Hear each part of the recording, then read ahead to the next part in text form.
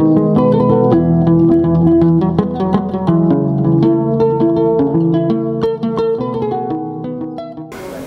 donc bonjour à toutes et à tous. Un grand merci pour votre présence, mais surtout votre attention. C'est un plaisir donc, et un honneur pour nous de modérer ce panel dans le cadre de cette importante conférence qui a trait au cinquantenaire de la CEDEAO. Notre thème du jour donc, touche au cœur des préoccupations de notre région, à savoir garantir un espace démocratique solide où chaque citoyen peut jouir pleinement de ses droits et libertés fondamentales. Je pense que le nom de Alioune Tine en lui-même est lié aux questions de droit, de liberté et de dignité humaine. Quand vous tapez droit, liberté et dignité humaine, parmi les personnalités, en tout cas les plus en vue en Afrique, vous y trouverez doyen Tine. Et les autres que vous trouverez,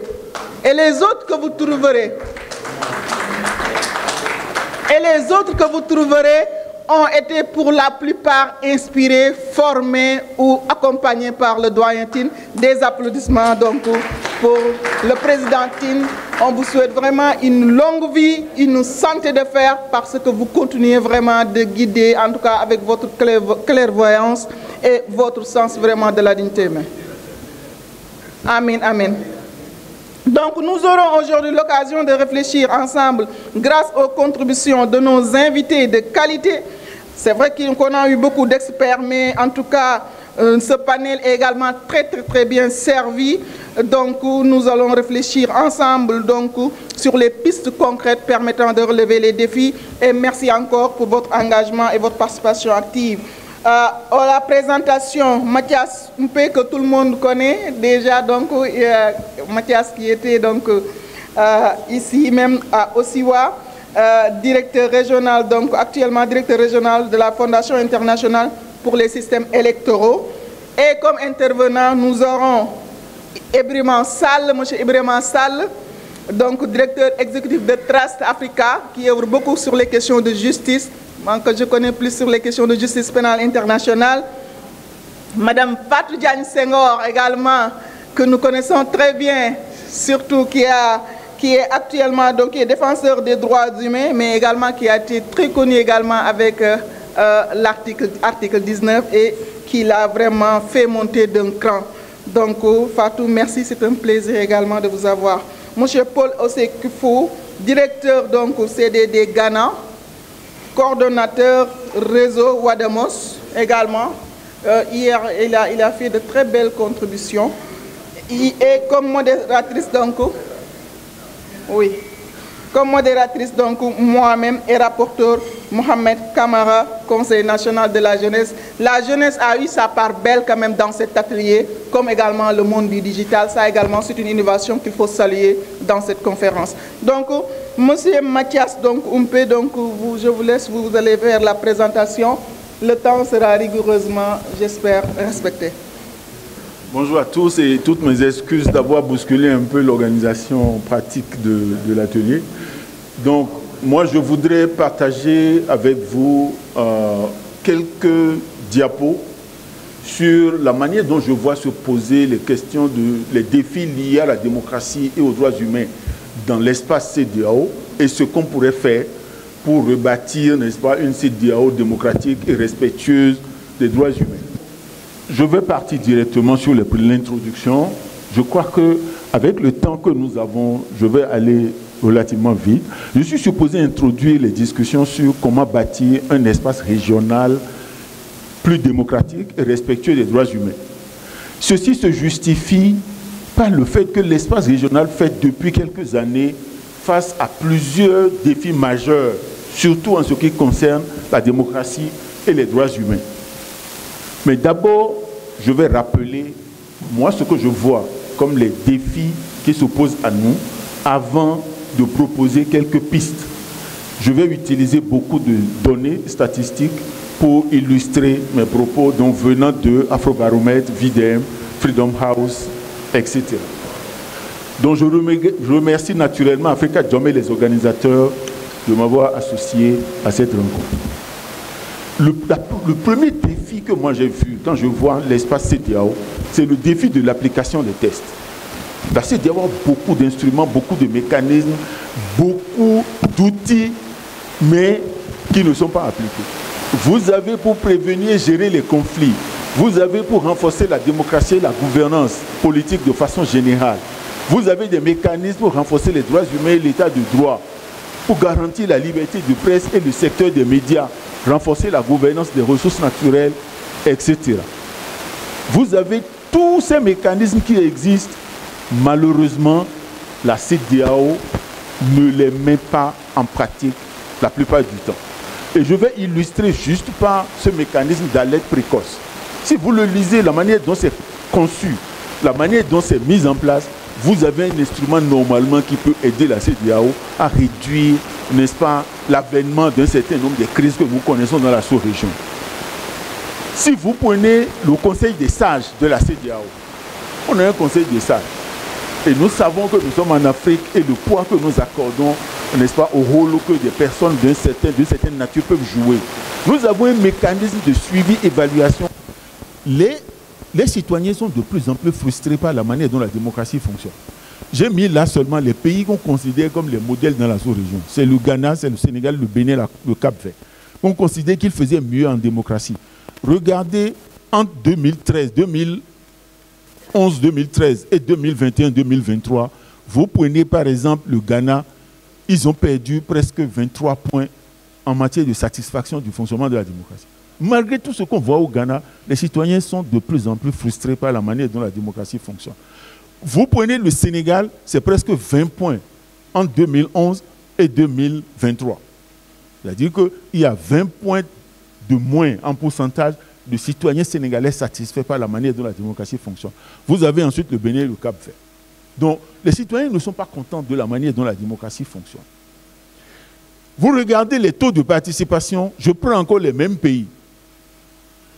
Vous voyez qu'en 1991 à 2016, la moyenne du taux de participation, par exemple, si vous prenez le Bénin, c'est 76%, le Cap-Vert, c'est 50%, le Ghana, 71%, le Sénégal, c'est à peu près 48%.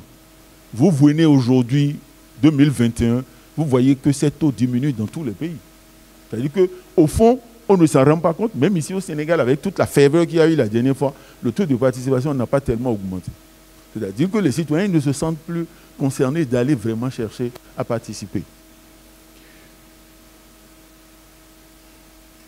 Maintenant, je ne vais pas m'étendre beaucoup sur ça, mais je voulais dire aussi que c'est comme si la CEDEAO manquait de capacité d'adaptation à l'évolution de la situation dans la région.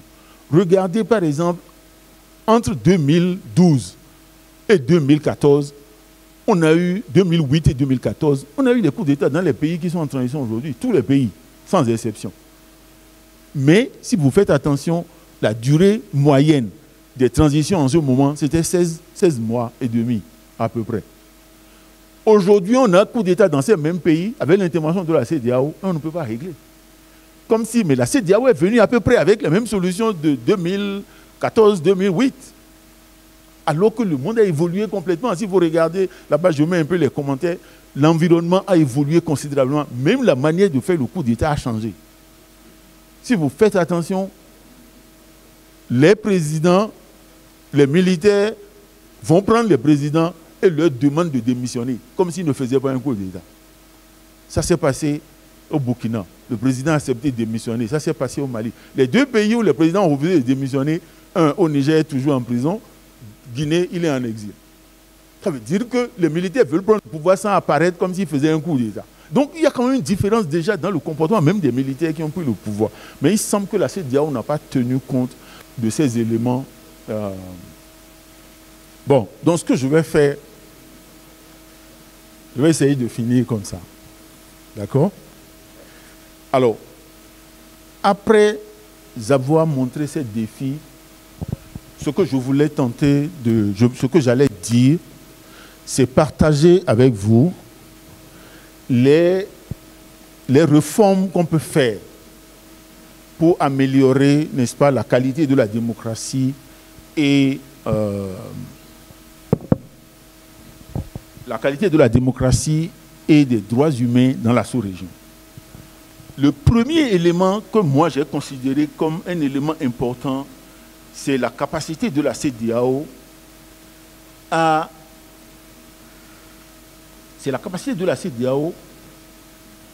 revoir les valeurs pour lesquelles nous sommes ensemble.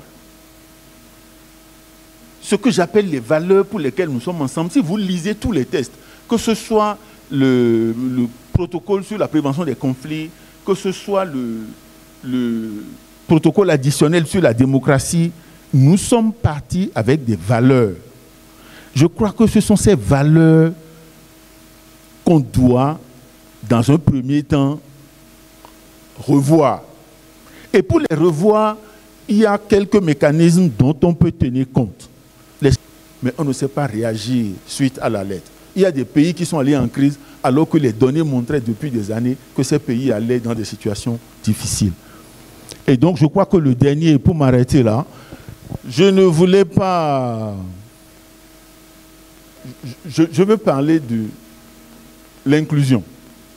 La CEDEAO a fait beaucoup lorsqu'il s'agit de la prise en compte des femmes. Et on a vu beaucoup d'évolutions, je vais dire, dans la sous-région.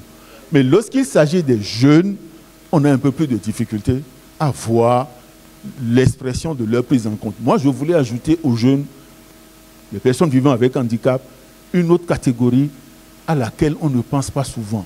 Ce sont les personnes qu'on dit du troisième âge. Si vous regardez les statistiques aujourd'hui, montrent que d'ici à 30 ans, ils peuvent représenter 10% de la population de la sous-région. Et je pense que petit à petit, il faut que la sous-région prenne conscience de ce qu'il y a. Voilà. Donc, je crois que je vais m'en arrêter là. Pour des questions, je suis désolé une fois encore. Merci beaucoup, Mathias, pour vraiment la présentation très, très riche. Si on avait la chance de voir les diapos, je sais combien vous tenez aux chiffres pour les illustrations. J'espère que le rapport fera état vraiment de la situation au niveau des données statistiques.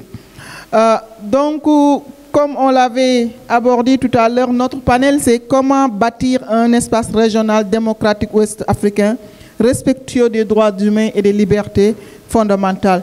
Mathias a essayé donc de mettre vraiment quelques idées donc dans le panier en revenant donc brièvement sur les défis démocratiques, à savoir le déclin de la démocratie qui n'est pas une exclusivité de la CEDEAO, et je pense que sur ce point on doit également tenir compte des leçons apprises ailleurs. Il y a également la question de revenir sur les valeurs, et j'ajouterai les valeurs même africaines. Donc, je pense que ce sont ces valeurs qui fondent même notre cadre juridico-institutionnel au sein de la CEDEAO. La redevabilité qui est à la mode, les questions de la transparence, de la reddition des comptes, mais également l'adaptation de nos textes également au contexte actuel de la CEDEAO. Pour aller rapidement, parce que je veux vraiment que ce panel soit le panel qui sera le plus respectueux des droits du timing. Donc, quelques questions donc, aux autres intervenants que j'invite à rejoindre donc, le présidium, à savoir M. Ebrima Sall de Trust Africa, Mme Fatou Diagne Senghor, donc défenseur des droits humains, M. Paul Ossi Koufour, du coordonnateur réseau Wademos. Voilà. Donc, qui sont tous des experts, on l'avait dit tout à l'heure. Donc, après la brillante présentation de Mathias, qui a permis de définir un peu les contours de notre thématique, on voudrait quand même que vous reveniez avec nous, parce que la question du panel, c'est comment. Donc, que vous reveniez avec nous sur quelques éclaircissements et compléments. Vous êtes tous des expérimentés de la société civile africaine et de la même société politique. À partir de votre expérience, quel est aujourd'hui pour vous le levier principal pour consolider la démocratie et les droits humains en Afrique de l'Ouest? Ce sera donc ma première question pour M. Ebrima Sall. J'inviterai également les autres donc, à partager leur point de vue. L'autre question, c'est quelles réformes institutionnelles sont pour vous nécessaires? Quelles sont les réformes vraiment institutionnelles qui sont nécessaires? Et comment impliquer davantage la société civile que nous sommes, les médias et les jeunes, donc, dans cette dynamique afin de retrouver effectivement cet espace vraiment où il y aura l'éclosion des droits humains et des libertés fondamentales, comme le voulaient les pères fondateurs. Merci donc aux femmes d'abord. Merci, professeur, ma chère Léami. Bonjour à tout le monde. I think Matthias set the stage. I think he talked about the worrying trends. We will not come back to them, the democratic setbacks, what we've seen in terms of elongation of terms in power by ways of changing the constitutions controversially. And I think we've also seen that even countries that were doing slightly well are now, in the gray area. He mentioned Senegal, he mentioned Ghana, he mentioned Benin. I think what sometimes we forget about Benin. Benin was really the shining light in terms of regulation, in terms of, the fundamentals with their constitutional court that was very strong, their regulatory bodies that were independent. But what we are seeing today is really a country managed like a business. We'll come back to that. What we've seen, I think, a major problem is the promises have been broken. The hopes were very high, and the investment in terms of the reforms for the past 30 or so years of democratic, progress in West Africa with a strong ECOWAS. What we are seeing, I think, over the past 5-6 years is really worrying. And one thing that I think we also need to look into, the global context. We talked about it a lot, but I think we are in a multipolar world. In a world that, most of the centers, in the past you have kind of two major kind of poles. Today we have the global south, we have all the BRICS with India and China playing fundamental role and more interested in business, and China, pushing for business more than for other things. And I think most of the traditional partners that were more or less supporting human rights, democratic processes, are also today looking more into business. Another thing also that we're not talking about a lot, there's a lot of discovery of resources in the region. We've seen what is happening in Mauritania, Senegal, and that also has created some more appetite, some more interest in the region. And whoever talks about, oil and gas, more extractive industries, talk about abuses of human rights, opacity, and the presence of multinationals. So that's why I want us to look into the convergence, not to look into human rights as just, the political and civil rights. We need to look into this business, because today, business will determine everything. And the interests of those stakeholders will really, will define the human rights system that we're going to have. We've seen in many parts of Africa, most of the instruments are weakened. I'm not sure that if you are aware, they are about to dismantle the African Commission on Human Rights and merge it with the court, which I think is very premature. And most of the institutions, I'm seeing Mr. Yane here, I know his heart is broken.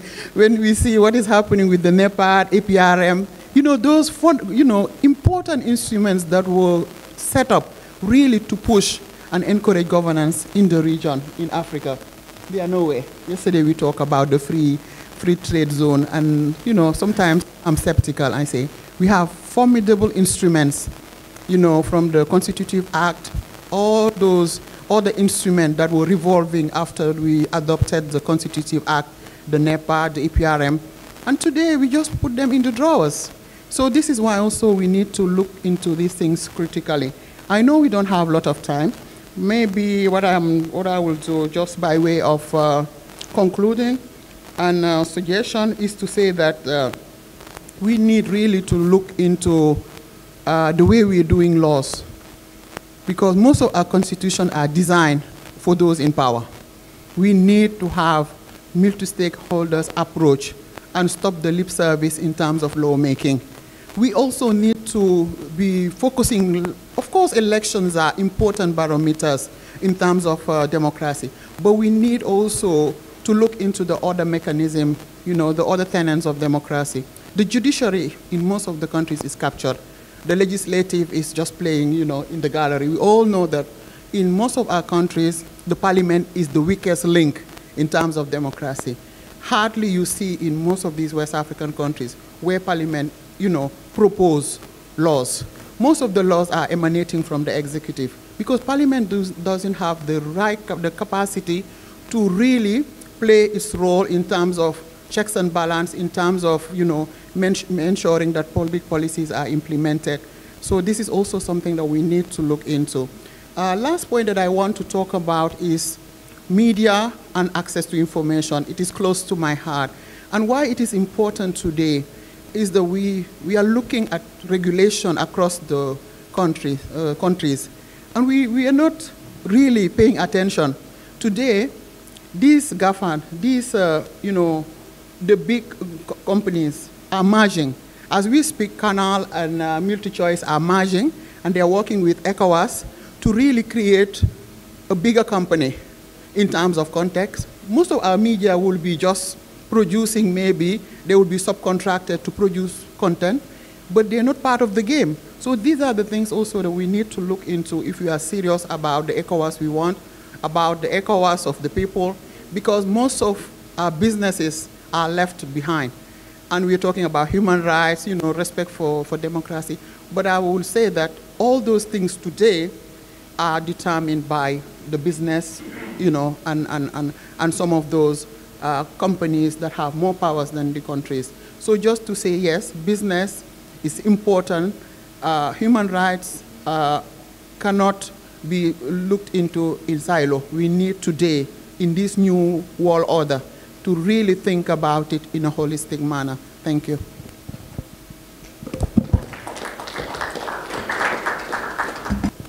Bonjour. Bonjour à tous. Et merci à Mathias d'avoir bien campé le débat. Mais avant de dire les quelques mots que j'ai envie de dire maintenant, c'est juste saluer notre frère aîné, Abdoulaye Diané, qui a été sous-secrétaire général des Nations Unies et secrétaire exécutif de la Commission économique des Nations Unies pour l'Afrique, qui a œuvré beaucoup. Il a été le fondateur de l'Institut africain de la gouvernance, dont la mission principale était de repenser la gouvernance à partir de l'Afrique, qui a joué un rôle dans la transformation de la CEDEAO, de ce que c'était avant, à la structure que ça a pris après. Donc vraiment, thank you so much, brother. Salut également, je le disais dans l'autre panel tout à l'heure, on avait, je ne sais pas s'il est encore dans la salle, mais Vieux Savané, qui est l'un des fondateurs du groupe Sud, qui a joué un rôle extrêmement important dans le processus de démocratisation en Afrique de l'Ouest. On ne se rend pas compte à quel point le rôle d'une presse indépendante a été important dans cette région-là. Et les saluer tous, saluer bien sûr les écrivains et tous nos aînés, les ambassadeurs qui sont présents ici. Je voudrais prendre juste nous ramener un petit peu, one step back. Je crois que le contexte dans lequel on a cette conversation a été rappelé hier un peu. Et plusieurs personnes en ont parlé. Et Fatou, tu viens de faire référence à nouveau aux grands bouleversements qui ont eu lieu, monde multipolaire. Et c'est dans ce contexte-là qu'on a cette conversation. Et la question qu'on doit se poser en tant que Ouest-Africain, c'est en fait comment comprendre ce qui se passe et comment nous repositionner. Et c'est dans ce sens-là seulement que la CEDEAO peut avoir un sens et une nouvelle compréhension de sa mission et de ce qu'elle devrait faire. Il faut qu'on sache penser en tant qu'Ouest-Africain. Et tant qu'on est en train de penser en tant que Gambien ou Halpulaar, on va perdre du temps, mais on n'aura pas une communauté régionale. Donc penser Ouest-Africain.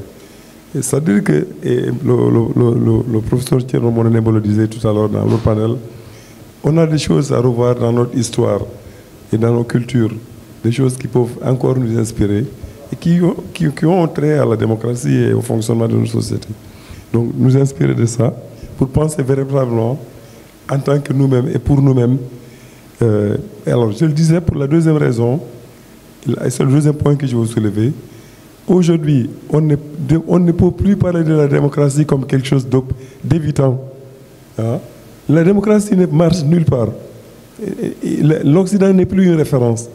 L'Occident nous démontre tous les jours qu'ils font fi des droits internationaux, de toutes les valeurs qui nous ont vendues jusqu'à présent. On a eu de l'autoritarisme naître dans l'Occident. Ce n'est plus une référence. Donc, et on a dans nos sociétés et dans notre histoire des expériences démocratiques véritables. Donc là où nous sommes aujourd'hui, on est obligé de réimaginer la démocratie.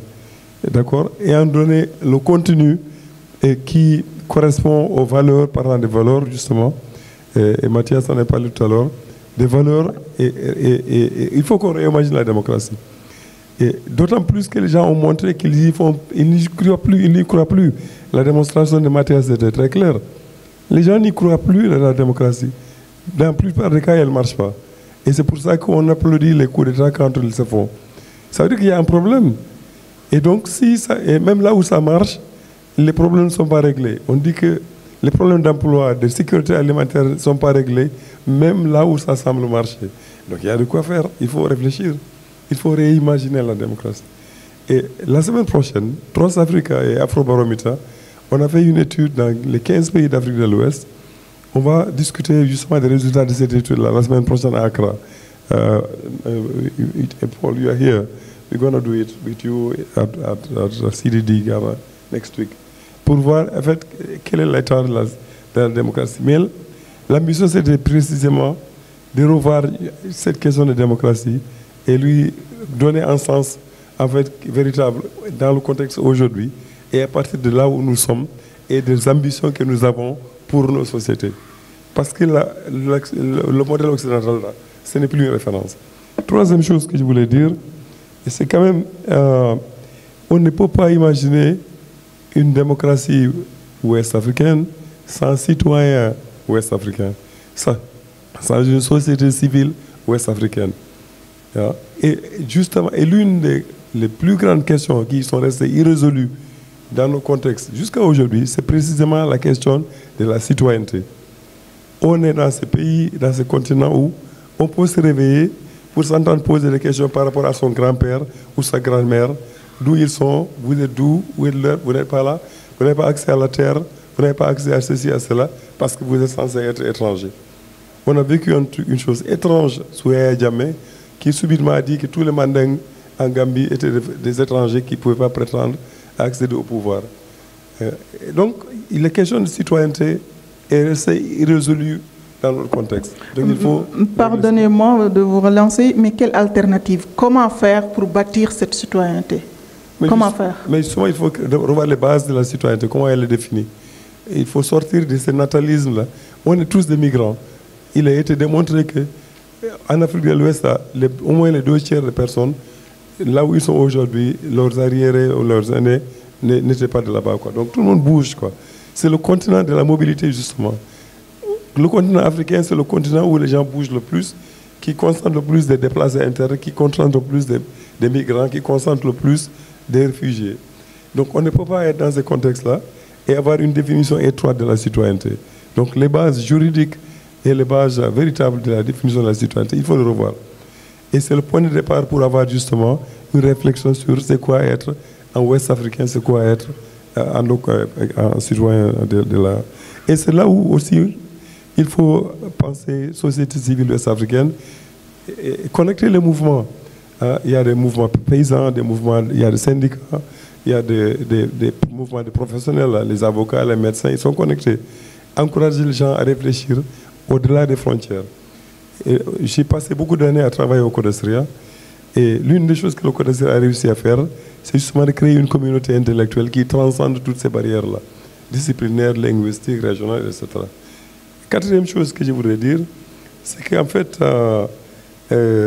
il faut connecter les processus qui se passent au niveau interétatique, la commission CEDEAO, le sommet des États, là, et les processus qui se passent au niveau de la base. D'accord? Il y a des mouvements citoyens spontanés qui ont émergé dans la région, qui ont inspiré les uns des autres. On est au Sénégal, on a vu Y'en a marre qui est né ici, qui a inspiré la création des ballets citoyens au Burkina, qui a inspiré la création d'autres mouvements ailleurs. Et ça, c'est le plus récent. Il y a d'autres mouvements qui existent. Eh bien, ces processus-là sont absolument pas pris en compte par les conversations autour de la CEDEAO sur la démocratie. Et pourtant, c'est là où les jeunes sont mobilisés. C'est dans les réseaux comme les Africtivistes et les autres, là. C'est là où les gens sont mobilisés. Et donc, il y a une déconnexion entre ce qui se discute au niveau des chefs d'État et du gouvernement et ces processus à la base. C'est la même chose au niveau des affaires, l'économie informelle, l'économie transfrontalière, etc. Et ce qui se fait au niveau de la Commission. Si on ne connecte pas les deux niveaux, on ne peut pas avoir une communauté qui est vraiment une communauté de peuples. Et je vais aller plus vite maintenant, très rapidement. La quatrième chose, ou cinquième, Mathias l'a dit, il faut faire fonctionner nos institutions. On a des bonnes institutions, la Cour, et il y a le Parlement CEDEAO. Je vais dire deux mots de plus du Parlement de la CEDEAO. Parce que je crois que la Cour, on peut en parler, les gens en parlent. Mais personne ne parle du Parlement de la CEDEAO. Et pourtant, c'est de là que devrait venir le changement et la conscience citoyenne. Regardez ce qui se passe en Europe. Pour une fois, je vais faire référence à l'Europe. Les gens ont des élections universelles directes pour élire les députés européens. D'accord? Donc les débats qui se mènent au niveau de la Commission européenne sont ramenés dans les communautés de chaque pays. Et quand il s'agit de faire des élections, parce qu'il faut expliquer, sur la question de l'environnement, si je suis élu, voilà ce que je vais promouvoir comme position. Sur la question écologique, sur la question de l'emploi, sur la question du commerce, etc. Il faut un Parlement CEDEAO élu directement par les populations qui légifère, qui édicte des normes et qui s'impose à tout le monde. Et à partir de ce moment-là, les gens vont prendre une plus grande conscience de la dimension régionale et le problème de la compatibilité entre ce qui se fait dans tel pays et dans tel pays ne se posera plus. Et ça, c'est une illustration de comment on a des institutions qu'il faut repenser et faire vivre véritablement. Je peux en prendre d'autres exemples, mais je vais juste en rester là pour verter. Et je vais aller maintenant, pour finir, très rapidement, les questions de sécurité ont été discutées amplement, je ne vais pas revenir là-dessus. Mais je voudrais juste revenir sur les questions des droits économiques, sociaux et culturels. Et lier le fait que ce qui est Fatou, auquel tu faisais allusion à l'instant là. En fait, quand les gens ils bougent, ils protestent, souvent c'est pour des raisons basiques, de santé, de nourriture, d'emploi et tout ça.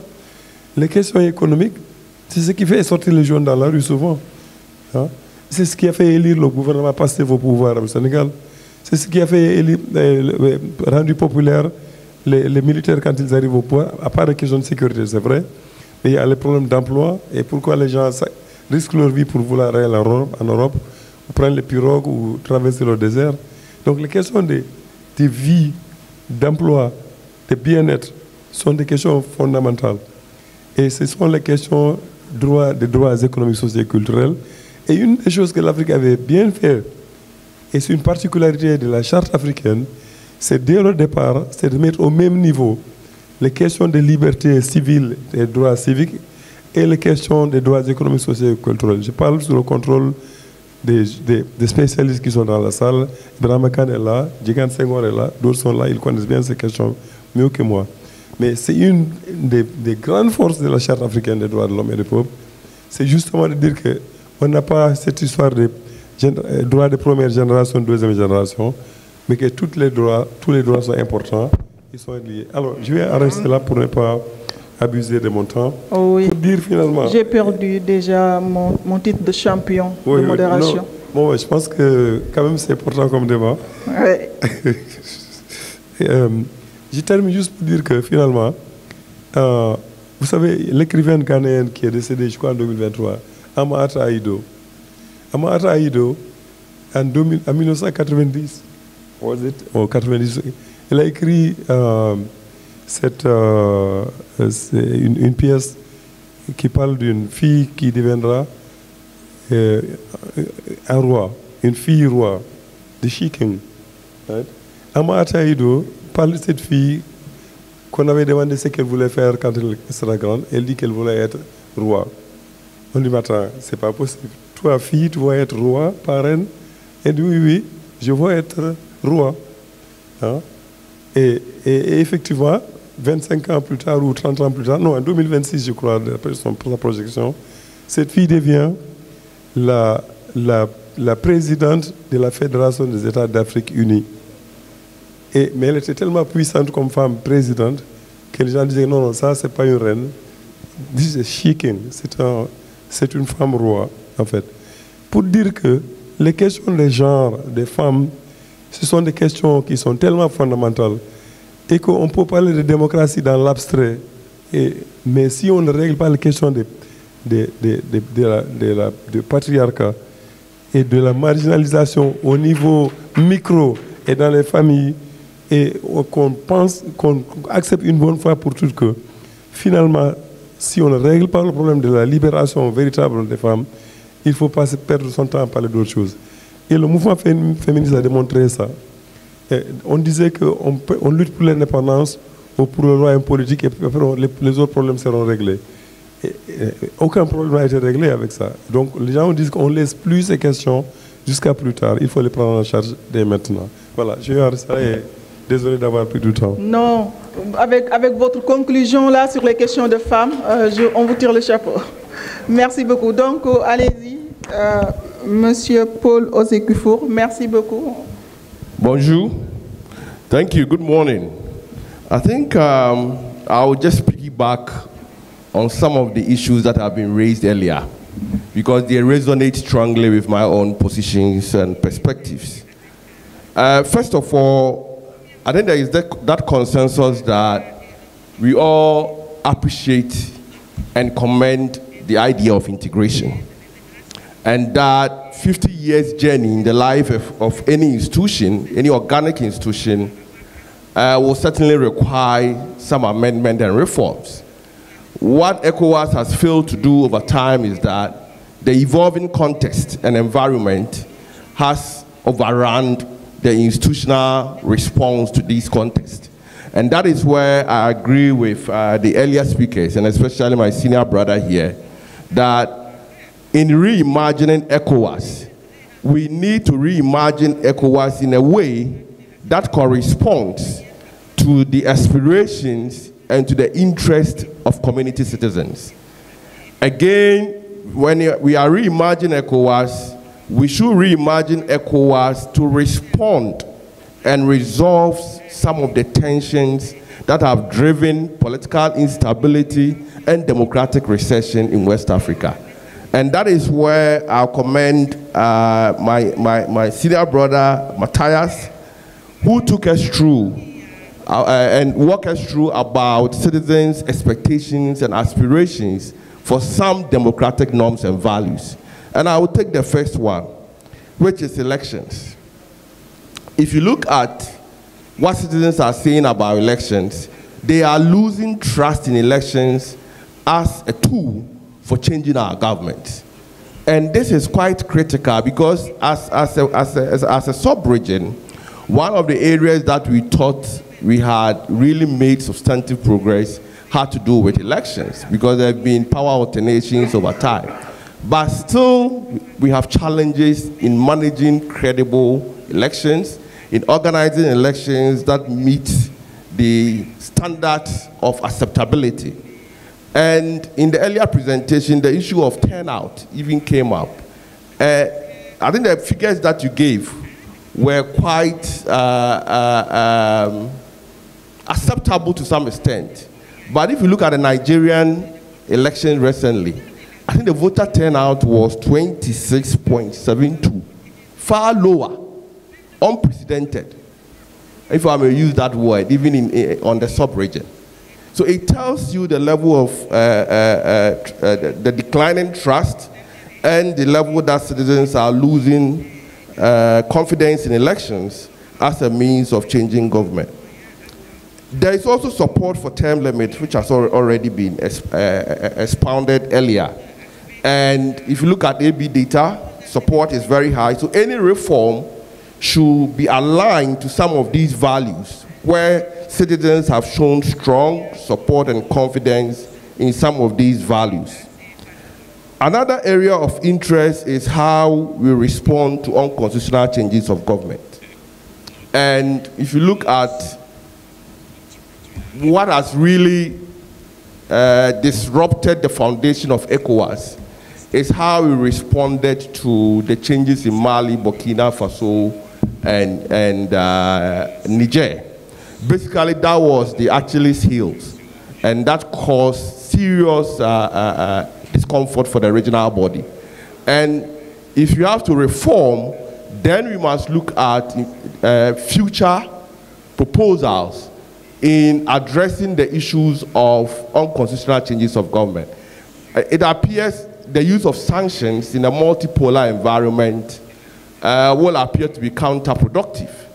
So we need to use sanctions in a very measured way that does not create this kind of distortion. And we are thinking that sanctions must be graduated. You don't get up one day and then you decide to deploy the military or whatever. And if you want to use sanctions, I think we must explore relationships with the African Union. There must be some coordination mechanisms where there is a joint agreement around the use of sanctions. If you look at the reports that came out in the use of sanctions as a deterrent, the AU didn't seem to give the needed support. Monsieur Kufor, permettez-moi de vous relancer sur ce point. Pour vous, comment doivent être les... vous avez parlé de la question des sanctions et des problématiques qu'elles posent. Pour vous, comment doivent être formulées ces sanctions afin d'être efficaces et de participer à bâtir donc cet environnement de la CEDEAO basé sur les droits humains et les valeurs fondamentales? Comment bâtir ces sanctions? Yeah, for me, I think the preventive mechanisms should be the priority consideration. And sanctions, as I said, should be deployed in a very measured approach, because we have mechanisms to engage and mediate the process, like the Council of the Wise. And in this case, too, we should also build state capacity, state mediation capacity to intervene and mediate in some of these conflicts. We did election work last 2-3 years, and one of the observations we got was that the capacity of the state to mediate in internal disagreements and conflict was very low. So we should look at the mediation and the preventive aspect, because if you look at how we deploy sanctions, it's caused a lot of disaffection. And that is how I think I will approach that. Then I think in any reform agenda, we should also look at the nexus between security and the economic aspect of our integration, because if you're talking about human rights cannot be exercised or enjoyed in a situation of insecurity. And that is where the issue of security comes in strongly for us to advance our democratic values and aspirations. If you look at Burkina Faso, the fight against violent extremists has been used as a pretext to repress a lot of activists and human rights defenders. So whilst we are having a conversation on democratic reforms, the issue of security is also quite critical, because that will give us the enabling context to enjoy our aspirations around human rights, around rule of law, and even constitutional convergence and all that. I think one issue that we must also look at is the issue of compliance that Matthias earlier indicated. Why is it that there is low compliance with the regional mechanisms and normative instruments? It has to do with how power is structured within ECOWAS. And I think you've all highlighted that parliament at state level and even parliament at regional level remains the weakest link as an accountability tool over the executive. ECOWAS frameworks preach what we call constitutional convergence, separation of powers. But what powers does the court, and then if you can also extend it to some extent, the parliament, what powers do they possess to even check the authority of the heads of states? So there's a disequilibrium in terms of how power is distributed within the ECOWAS mechanism. And even not to talk about citizens' voice, the agency of citizens as a tool for checking the powers of the executive. Here the executive means the authority of heads of state. And then the issue about early warning even came up. And I want to also share some experience with early warning. If you look at the ECOWAS peace and security architecture, early warning information goes directly to the commission and to the authority of heads of states. So they do whatever they like with that early warning data and information. What is the locus of citizens? What is the locus of parliament in using the early warning as a response mechanism and as a preventive tool to avoid violations and deteriorations in the region? I want to conclude by sharing some two perspectives around the protocol, the ECOWAS protocol, supplementary protocol on democracy and good governance. One has to do with the decision-making mechanisms by the authority of heads of state. You see, what is so ironical is that ECOWAS wants to give power to respond to future expectations and to be resilient. But what happens? The protocol states that decision-making will either be by consensus or to test majority. But for you to exercise to test majority, there has to be a protocol to regulate the use of to test majority for decision-making. How is it possible to use consensus as a tool for decision-making in any organization or body that wants to be very resilient? So if all the 50 member states do not show support or commitment to a decision, approve of a certain decision, ECOWAS can never move. And this is one of the big problems or the big challenge that we have within ECOWAS. I think I will be incomplete without talking about solidarity. Merci donc d'essayer de conclure. Thank you very much. I'll come back. Merci d'essayer de conclure. Merci beaucoup. Oui, vous aurez l'occasion d'y revenir avec les échanges. Donc, je voudrais donc faire une petite synthèse et laisser donc le public essayer de poser des questions. On va essayer donc de laisser 5 personnes poser des questions, s'il vous plaît, complémentaires et respectueux de la thématique comment bâtir. Comment bâtir? Là, ce sont des solutions. On a parlé donc depuis hier, on parle des problèmes au sein de la CEDEAO et là, on cherche des solutions pour vraiment participer activement à relever les défis donc communautaires. Comment bâtir un espace régional démocratique ouest-africain? Telle est la question principale. D'après les panélistes, donc, nous évoluons dans un monde multipolaire où, malgré les tensions et les mutations, il y a la pertinence toujours et la persistance de la question des droits humains et des libertés fondamentales. Et à titre donc des recommandations, donc, on a vu les recommandations liées aux réformes institutionnelles et comment de telles réformes doivent être alignées à nos valeurs avec des mécanismes de sanctions priorisant les moyens alternatifs de règlement des différends, à savoir la médiation ou bien donc le règlement amiable des différends. Il y a des sous-points, donc je me passerai de ces sous-points vu que le temps nous est compté. Je vais verser ça après auprès du rapporteur. Il y a également l'autre point sur l'implication de la société civile, des médias et des jeunes. Là également, comment de tels acteurs doivent être des citoyens engagés, convaincus des causes communautaires et jouant pleinement leur rôle dans l'alerte précoce, la promotion des droits humains, mais surtout l'unité communautaire. Et donc là également, il y a plusieurs sous-points qui ont été annoncés par nos éminents experts que je tâcherai de partager avec les rapporteurs. Nous avons besoin de 5 questions, de 5 vraiment bonnes questions qui vont essayer de compléter la présentation donc, de nos éminents panélistes qui ont été pratiquement exhaustifs, si j'ose dire. Madame, are you treating us and not the reaction? Yes. Just questions. Question, reaction. Yeah, reaction. No, Ouais. I have no question whatsoever. Contribution.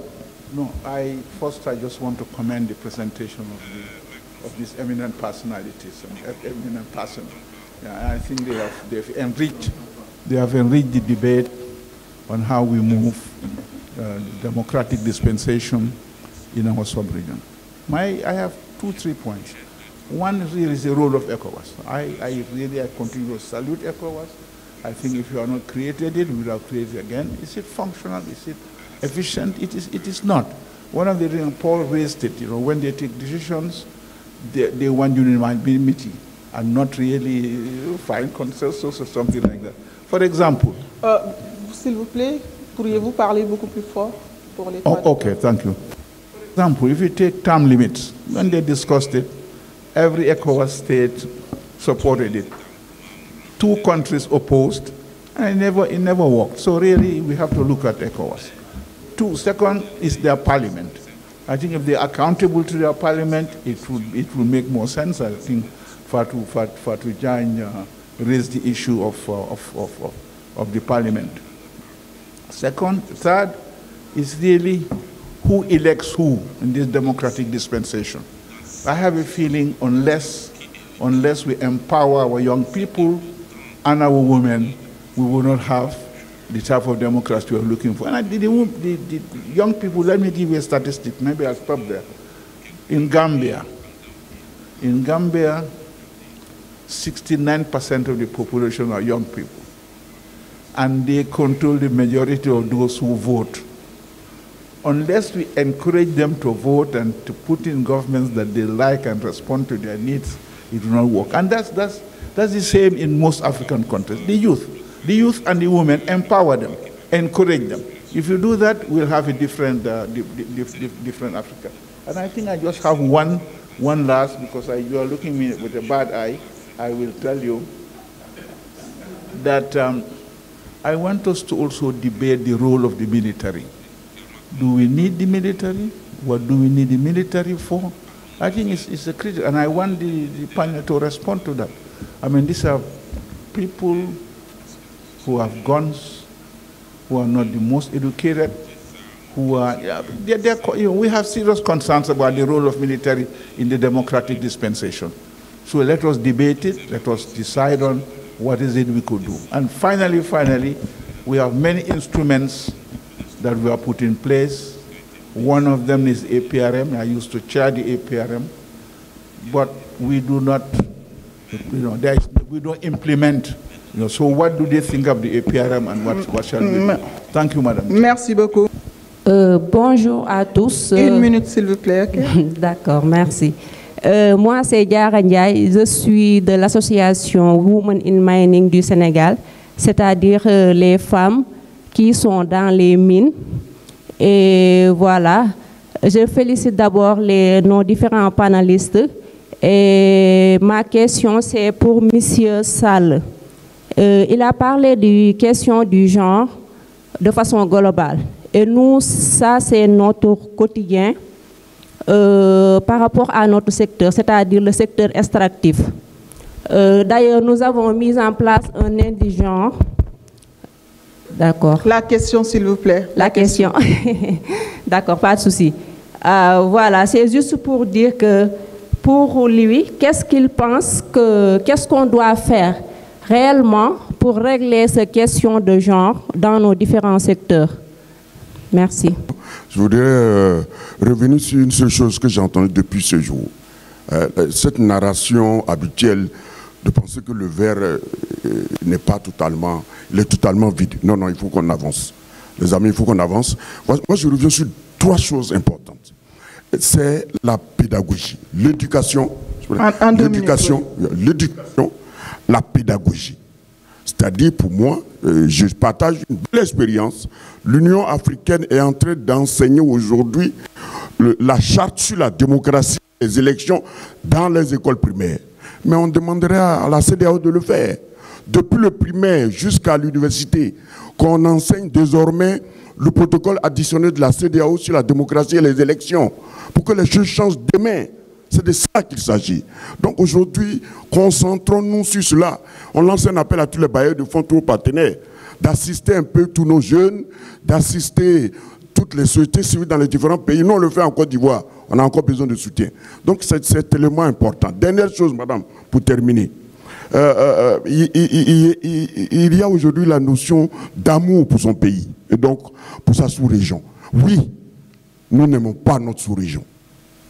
Il faut enseigner l'amour pour la sous-région. Que vous le voulez ou pas, la CEDEAO, c'est nous. La CEDEAO ne fera pas autre chose que cela. Il faut, vous voyez, en Europe aujourd'hui, vous avez les populistes. Vous avez autre chose. Mais d'abord, l'élément commun, c'est l'Europe. L'élément commun, c'est l'Europe. Mais il faut que nous aussi, on l'enseigne à nos plus jeunes. Voilà un peu ce que je voudrais dire. Et je souhaite qu'on continue comme ça pour que nos jeunes comprennent que nous, en tant que dévanciers, voici un certain nombre de valeurs partagées qu'on pourrait leur laisser. Merci. I'm just going to make three proposals quickly in terms of to be propositional. So one is the issue about institutional building and institutional strengthening. There has been a proposal to amend the role of the ECOWAS Parliament. This has been talked about as far back as 1994. And it was talked about again several years ago, but they have not managed to move forward on that amendment. And that is important, especially given the fact that the region is facing a polycrisis as it stands now, and ECOWAS is incapable of responding to that polycrisis. That's the first thing. The second thing is, Uncle Ablajane spoke about the African peer review mechanism. I don't know why, for the life of me, why ECOWAS and the AU for once do not cooperate in elevating our Pan-African treaties and our Pan-African mechanisms and normative frameworks, particularly the APRM, in order to shepherd through a justifiable and equitable transition of these military states, because they cannot stay military forever. And the third and final point is what we are doing here today. It's a good thing for us to continue to dialogue, but dialoguing in Dakar alone is not enough. We have to dialogue in every West African state if we are to hear the voices of the citizens that we think should drive this integration project, which is now being faced with a crisis of disintegration after 50 years of it being established. Thank you. Merci beaucoup. Allez-y. Thanks. I think what I could just say is that most of the people there are also practitionalists. It's different from the academic. I'm happy for that. But the same strand goes through the five, which I want us to take from this meeting. One, the ability to transform some of these, our framework, into tangible enforcement of democratic norms, and adopting a strategic blend on both diplomacy and coercion. Not that ECOWAS has not used it. I don't want to go into it, as my brother said. We use it. I was there 18 years and director of political affairs. I know the difference between the issue of sovereignty and supranationality. We have not got to that stage. There are occasions I use all languages, fact-finding, mission, all those ones. I don't want to go into. Then there's the reimagining or rephrasing this issue of sovereignty and strengthening of the institutions. And one of the advocates in ECOWAS during my stay, that if the institutions in the states are well equipped, then there's no job for us. That's what we did in Burkina Faso. We used the civil society, we used OSIWA, we used CDD. I told them, because I work in CDD London, an international alert, I know what we did when we came. So, and then the two other issues which runs through is the, whether we like it or not, this APRM is one of the formula I said, when I get back, even I will call Baba Gawan and Co, all of them, to see them. I'm not boasting. I mean, 18 years with them is. So APRM really worked. Guys there, I did it once or twice for them. We need to copy, drawing lessons from AU. That needs to go into this, our communique or whatever. So then the two, rooting its legitimacy in the citizen engagement. Once we have these institutions in the state and it's strong, then the people, the civil society, you have a job to do. You remember, I know ECOWAS cannot do it. The head of state are not ready to open the Pandora box. That's why I like ECOWAS above other regions. His friend,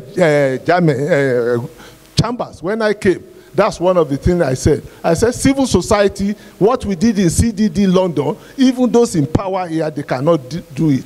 Yes. So CDD and others, Wademos, we are using them. WANEP. So they help us. They help us in Burkina Faso, let me tell you. Because we go by the side. Ndogo was here and co. So that's the way forward. We know head of state are far ahead, more than the organizations there. That's another issue for another day. Thank you. They think far ahead than with the technocrats. Whether third term, fourth term. I don't want to go into the epistemology, but I know it. Merci, merci beaucoup. Donc, merci pour les différentes contributions. Je pense qu'on termine, donc ça nous reste 9 minutes. Merci donc de réagir chacun 1 minute 50 secondes, s'il vous plaît. Allez-y, Fatou. Oui, je pense que tout le monde l'a dit. Nous avons besoin vraiment d'un changement de paradigme. Et pour ce faire, je pense qu'il y a un certain nombre d'éléments qu'il faut regarder. La mise en œuvre, on doit se prendre au sérieux. On a les normes qu'il faut, qui ont été adoptées, acceptées pendant plusieurs années par les États. Aujourd'hui, ce que nous voyons, c'est que ce sont ces mêmes États qui remettent en question les normes africaines, que ce soit au niveau de l'Union africaine qu'au niveau de la CEDEAO. Un autre problème, il faut revoir notre relation avec la loi. Aujourd'hui, on a tous ces processus constitutionnels. Je viens de la Gambie. Après les changements, tout le monde s'était mis d'accord qu'il fallait une constitution. Nous avons fait une étude avec Afrobaromètre récemment et la majorité, plus de 75% des Gambiens veulent une nouvelle constitution. Mais les autorités traînent les pieds parce que la constitution actuelle, plus ou moins, arrange parce qu'il n'y a pas de limitation de mandat. Je pense qu'il faut vraiment qu'on mette le citoyen au cœur. Mon frère Ojo a parlé de l'Europe, je pense quelqu'un d'autre. Moi, quand j'étais étudiante, je faisais le droit international européen. Quelqu'un nous disait la construction de l'Europe, après toutes ces guerres, c'est basé à un moment donné sur l'économie. Il faut des économies fortes, intégrées. Parce que quand les économies sont intégrées, on ne se fait plus la guerre. On trouvera des solutions. Et quelqu'un disait, au-delà de l'intégration des économies, il faut unir les économies et les cœurs. Et regardez ce qu'ils font en Europe avec Erasmus, avec tous ces programmes d'échange entre les étudiants.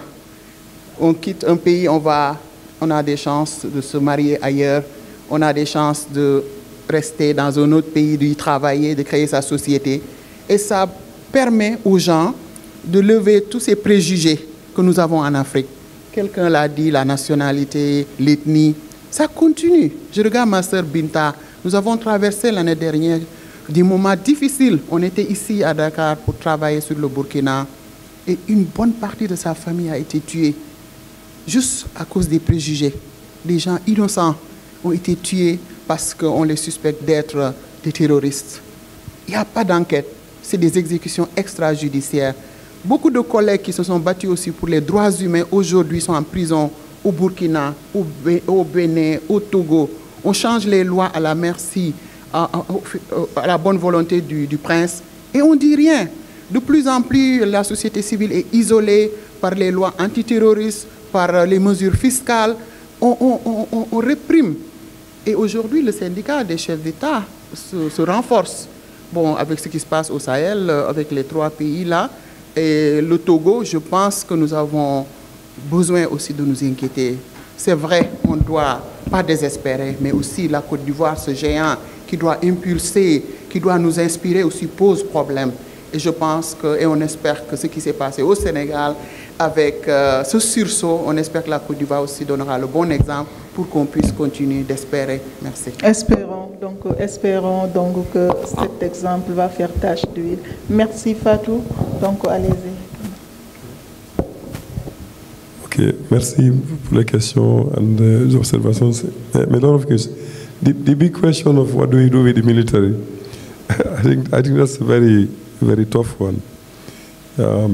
With the security challenges in the region, with jihadist movements and all kinds of movements, I don't think we can say we don't need some kind of military, institution. But maybe we can think about the military differently and organize it differently and give it a new mission. I think we can have a military that is steeped in democratic values and that is more respectful of the values that we share, but whose role is not to brutalize people or to suppress them, and they have no foreign wars to fight, but so long as we have this insecurity with jihadist movements and so on, I think you need to be able to confront it. But together, I think it should be organized. There's a way of the countries thinking together how to deal with the military challenge, I would say. But it's a completely new retort to military, I think, a new founded one. The second thing is, sur la question de genre, comment traiter ça? Et je crois que ça, c'est une question qui est tellement fondamentale qu'il faut prendre à tous les niveaux, en fait. Il faut le prendre à tous les niveaux et le prendre sérieusement, pas quelque chose qu'on ajoute une fois que tout a été décidé, ou parce qu'on a un ministère qui s'occupe des femmes et des enfants, et puis on pense que c'est réglé. Je pense qu'il faut être beaucoup plus sérieux, quoi. Et il y a des exemples, il y a des avancées. Et c'est vrai qu'ici au Sénégal, avec les luttes qui ont été menées et la clairvoyance à un moment donné qui a prévalu, il y a eu des lois intéressantes sur la parité qui ont quand même fait une différence, qui ont permis d'avoir une forte représentation des femmes au Parlement et puis un changement au niveau de la législation, y compris sur des questions aussi importantes que l'autorité parentale, etc., quoi. Donc, il y a des choses qui peuvent changer à ce niveau-là, mais il faut que ça soit pris également de manière pédagogique dans les programmes pour que les gens soient socialisés différemment par rapport à cette question de genre-là. Le patriarcat, c'est plus qu'une idéologie. C'est tellement fort et tellement bien ancré, tellement profondément ancré à plusieurs niveaux, que ce n'est pas avec des mesurettes qu'on va changer ça. C'est une lutte de très longue haleine et il faut un sacré courage pour pouvoir y arriver. Mais avec tout ça là, je pense que mieux les femmes sont organisées pour faire avancer la lutte, plus ce sera facile. C'est une question de pouvoir. Les hommes ne vont pas céder leur pouvoir facilement. C'est la réalité. That's how power. Mais bien sûr, but that's how power works. Nobody gives power, voluntarily. I mean, l'empowerment, c'est quelque chose que les gens se donnent. Il peut y avoir des mesures qui favorisent, il peut y avoir des dirigeants éclairés qui peuvent faire. Mais mieux les femmes sont organisées, mieux ce sera et plus que ça avancera. Je termine sur juste une dernière chose. I think, Jegan, what you were saying about the frameworks, I think is very, very important. We have extremely important frameworks at every level, at the ECOWAS level, continental level. Our problem has been implementation. This is an African story. It is everywhere. At the AU, many of our regional organizations, we have beautiful instruments. We have texts, conventions, charters of the best kind. Actually, you may even say we don't need any new text, right? We have enough to work with, right? We have enough to work with, but we don't put them into practice. This is a serious, serious issue, and I think it's something that we should take up much more frontally and make sure that what ECOWAS tries to do, is in line with also what exists at other level. But we have beautiful instruments. already. I don't say we don't need any more, but we definitely have a lot to work with already. I think the ECOWAS Parliament, I am in complete agreement with you.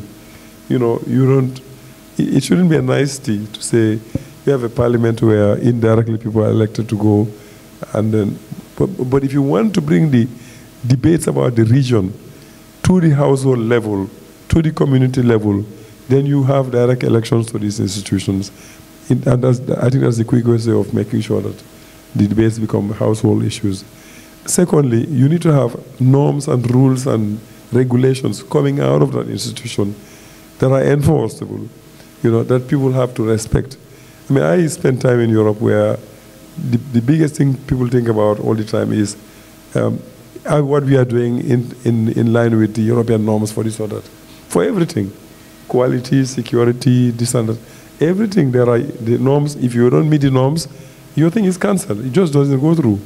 So you have to have an inspection mechanism, a mechanism of enforcement, and those norms are determined at the collective level. And one of the best institutions for doing that is to have a parliament that is functional, that is elected directly by the people, and that also carries the concerns of the people, you know, up to the commission level. Well, thank you again.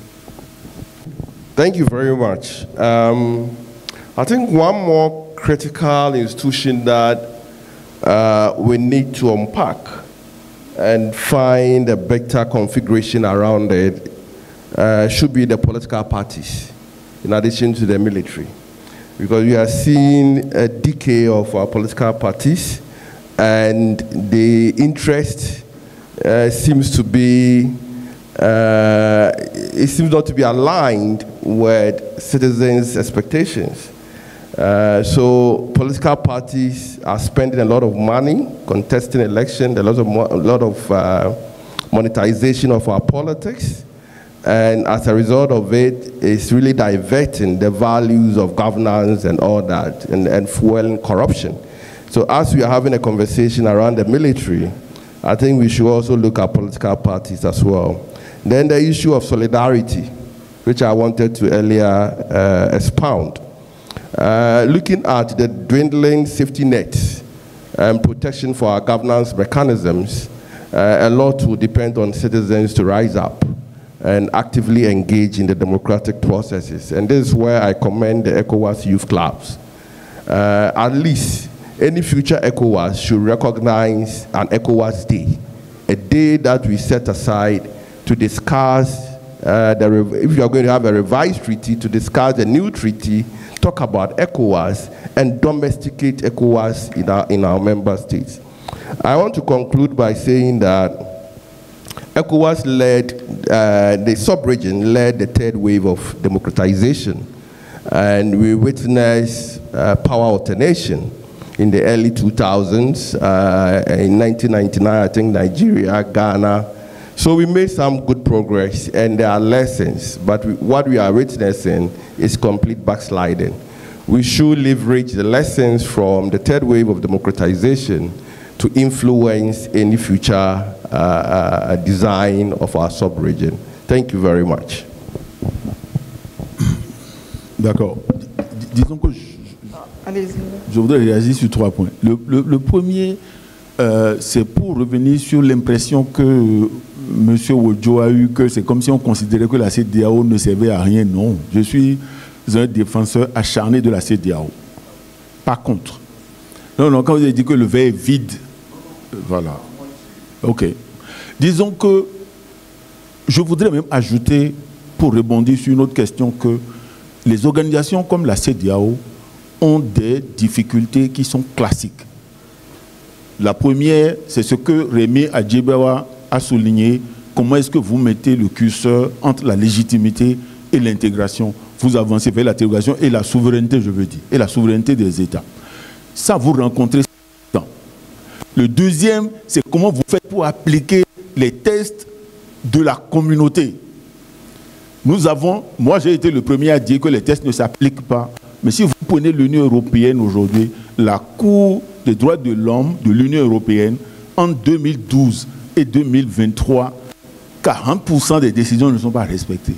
Donc je ne veux pas dire qu'en Afrique de l'Ouest, on doit dormir sur nos lauriers on a besoin d'être ingénieux parce qu'il ne faut pas penser qu'il y a quelque chose, une solution facile qu'on va juste adopter et puis ça va marcher. On a besoin d'être créatif et d'être ingénieux si on veut que les tests de la sous-région soient appliqués. Donc je voulais dire ça pour reconnaître que je voulais ajouter un élément encore. La CEDEAO fait des efforts dans des domaines qu'on ne peut pas voir. Moi, j'ai suivi un peu ce qui s'est passé en Guinée.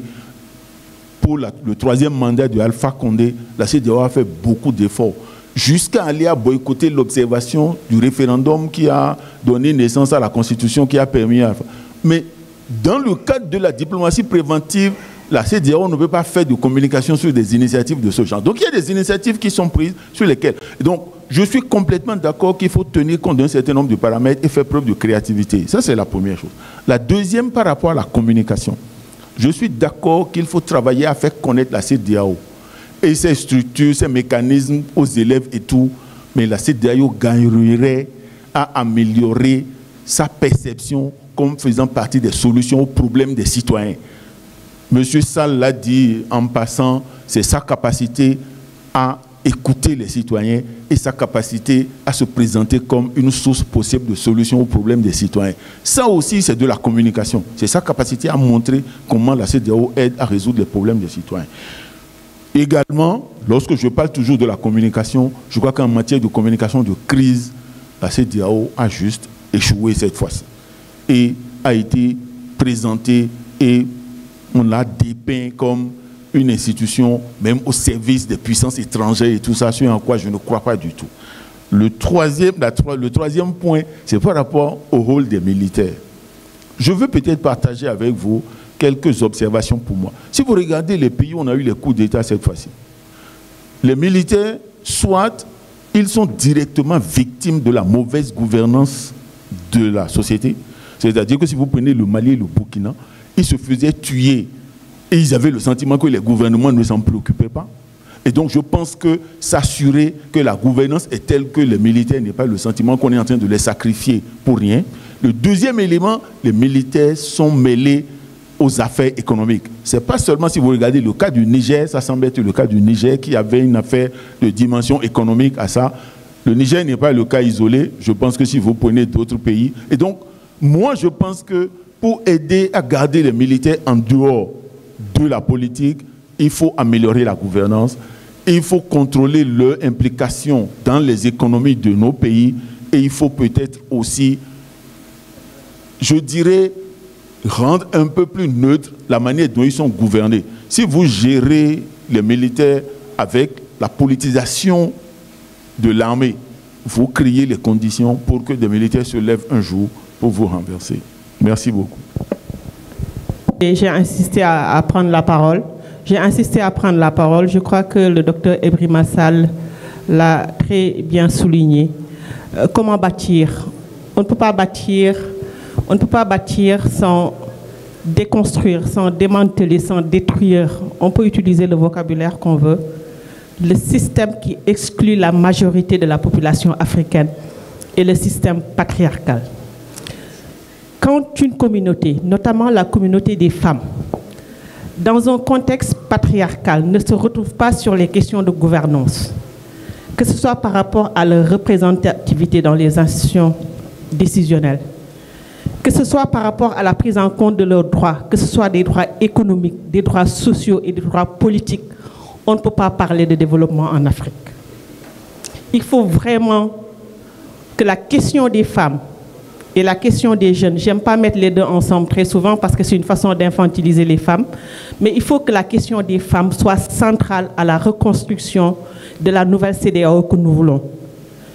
Une CEDEAO basée sur les droits, mais également basée sur les principes féministes qui sont des principes d'empathie, de droit. Je crois que c'est très important et vraiment je remercie le docteur Ibrahima Sall pour avoir mis le doigt sur là où ça fait mal. Nos économies sont pour la plupart des économies informelles et c'est des économies portées par les femmes. On ne peut pas faire le développement de l'Afrique en excluant les femmes et en ne prenant pas compte leurs droits dans cet espace-là. Je vous remercie. Je suis Mamadou Konaté. Et je trouve également que dans mes fonctions passées, j'ai été garde des Sceaux. Donc la problématique genre est un sujet que je connais, que je pratique, mais plus généralement, je ne parle plus de genre, madame, je parle d'égalité. Notre souci fondamental dans notre contexte africain, ce n'est rien d'autre. Cher ami, je vois qu'on a eu un débat sur la Deutsche Welle, parce qu'en lisant votre nom, je me rends compte. Notre problématique essentielle du ratage complet de notre système de démocratie ne tient à rien d'autre que parce que nous sommes des sociétés profondément inégalitaires. Profondément inégalitaires, qu'on le dise ou qu'on ne le dise pas. Et on explique notre inégalité par nos traditions. Et les traditions viennent en concours avec les lois modernes que nous mettons et qui ne trouvent pas d'issue dans nos pays, y compris, chère madame, lorsque l'on veut évoquer des principes fondamentaux issus à la fois des conventions et des traités internationaux devant les juges, y compris le juge sénégalais. Le vrai sujet, encore une fois, c'est qu'est-ce qu'il faut faire contre les inégalités dans notre société. L'inégalité, c'est entre hommes et femmes, c'est pas tout. C'est entre riches et pauvres, et c'est pas tout. C'est entre personnes valides et personnes invalides. Combien sommes-nous de personnes qui cédent le passage à une personne handicapée lorsqu'elle cherche difficilement à monter une pente qu'il n'y a aucune installation adaptée pour elle. Deuxième sujet, j'ai parlé de tradition. Je ne suis pas un anti-traditionnel. Je suis quelqu'un qui est à la recherche justement de valeurs fondamentales, traditionnelles qui soient compatibles encore dans notre société d'hommes et de femmes. Troisième élément, vous ne l'avez pas évoqué, mais l'obstacle démocratique dans notre pays, dans nos pays respectifs, est lié au fait que notre démocratie n'est pas électorale, mais sans élection, il n'y a pas de démocratie. Tcherno, c'est clair. Sans élection, il n'y a pas de démocratie. Et il n'y a pas un seul pays qui a réussi véritablement un système électoral, y compris au Sénégal. Vous l'avez indiqué, comment on a chuté de 70% de participation à près de 45%, là où on peut se réjouir encore d'être dans un pays démocratique quand on compare le Sénégal à mon pays comme le Mali. Pardon, je prends juste 2 minutes pour dire ce que j'ai sur le cœur et je terminerai tout à l'heure. Et qu'est-ce qui peut expliquer qu'au Sénégal, il n'y a jamais de coup d'État, mais au Mali, on en est à combien de coups d'État encore? Parce que quelque part, vous avez tous parlé d'éduquer nos populations. Moi, je n'aime pas trop ce terme parce qu'il est galvaudé. On n'éduque pas. Il faut pousser les gens à être capables de prendre conscience de ce qui les intéresse. Quand on parle de droits humains protecteurs des gens, il y en a qui renoncent à cela. Juste un exemple. Garde des Sceaux, j'ai assisté, pendant 18 mois que j'étais au ministère de la Justice, à 4 cas de situations dramatiques dans un couple où des hommes utilisent des armes contre leurs femmes et les tuent. La première qui a été tuée, j'ai pris une circulaire à défaut de revoir le code pénal de fond en comble pour dire que c'est non seulement un crime, mais c'est un crime d'autant plus abominable que même s'il y a un retrait de plainte qui émane de qui, Fatou? Qui émane des femmes et de la famille des femmes. Une femme battue, dont le mari est traîné au commissariat de police, gardé à vue, ce sont les femmes qui viennent pour demander au commissaire, relâchez-le. Comment voulez-vous que l'on avance, même si on durcit les lois, le psychique et le mental des gens, notamment des femmes, est tel qu'on ne peut pas avancer. Et c'est aussi ça le drame, parce qu'on ne réussit pas nos lois, parce qu'on ne réussit pas nos élections, nous avons une démocratie qui est bancale. Dernier point, nos institutions. Franchement, à la CEDEAO, on peut tout faire. J'entends souvent parler de CEDEAO des peuples. C'est quoi la CEDEAO des peuples? Ibrahima, tu as dit tout à l'heure qu'il faut qu'on ait un parlement issu de l'élection direct, suffrage universel direct. On n'a pas réussi le suffrage dans nos pays. Et s'il faut aller le réussir en CEDEAO, pourquoi faire? Moi, je pense, proposition concrète, que ce qu'il faut, madame, c'est qu'aujourd'hui, on ait véritablement des vrais observatoires. Ce qui fait mal aux pays, aux nations et aux gens. Je termine. S'il vous plaît.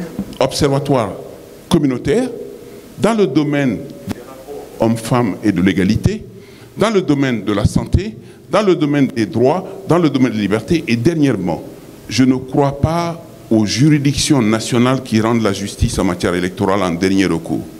Pourquoi ne pas ouvrir dans le cadre d'un protocole cette perspective au niveau de la Cour de justice de la CEDEAO?